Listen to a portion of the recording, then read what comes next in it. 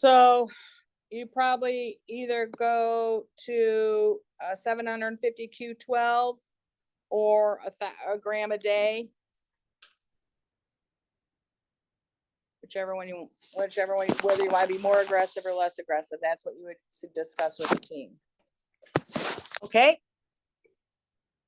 Now, the other thing we could do is go to ClinCalc and punch in a few numbers and get the results. Okay. So that's very handy. So I'd like you to just take a look at ClinCalc and global RPH and see what what you would predict there. Then we're going to go on to aminoglycosides real quickly. Use the Hartford nomogram to determine empiric starting doses. Okay, so if we go back to, I still have that PowerPoint up, our Hartford nomogram, which is right here. We've got this 32-year-old male with an IV drug use and presumed sepsis.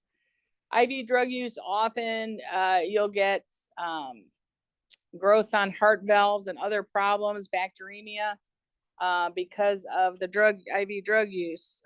So the physician orders gentamicin with pharmacy to dose. He's 6 feet. That should say feet, not 6 semicolon. 6 feet tall and weighs 175 pounds. His current serum creatinine is 1. Let's use the empiric extended interval dosing Hartford nomogram to determine the empiric starting dose. So what do we need to do? We need to figure out his creatinine clearance, don't we? So he 140 minus his age, which is 32 years old, times his weight. We'll get back to his weight in a minute. 72 times his creatinine, which is 1. Now, what about his weight? Here for this, we want to use his actual body weight, which is 175 pounds. Can somebody tell me what that is in kilos? Well, I guess I can do it. 79.5. Thank you. So, and what's his ideal body weight at 6 feet? 50 kilos plus 12 times 2.3.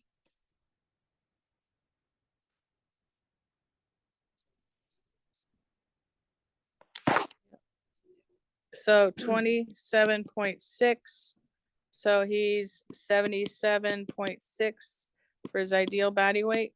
Is that right? He's how much? 2%. We don't care. So we'll go with his actual body weight, which is 79.5 kilograms. Does everybody follow all that discussion? Huh? You can't see what I'm doing.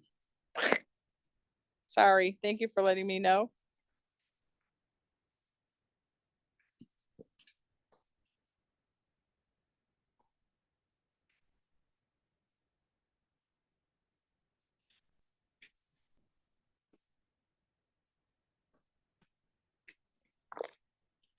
Do you see that now? Yeah. Okay. So he's 79.5 kilograms. So we need to did anybody get his creatinine clearance at this point?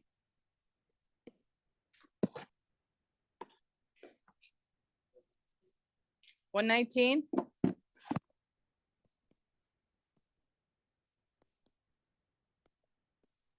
So he's over 60. So we're going to give 7 milligrams per kilogram every 24 hours. So 7 times 79.5 kilograms. This is milligrams per kilogram.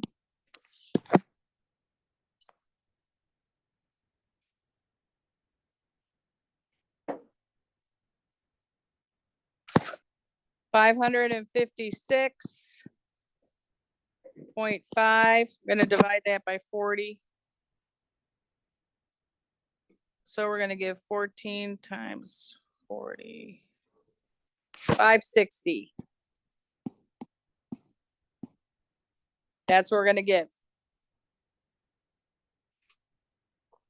You're probably going to give that over an hour.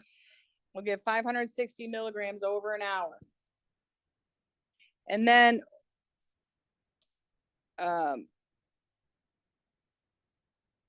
what you can do then is grab, and I think I said here, so the initial dose is given at 550 milligrams. At 5 a.m. is given at 6 p.m. At 5 a.m., a gentamicin concentration is drawn and found to be 8 milligrams per liter. And here's how we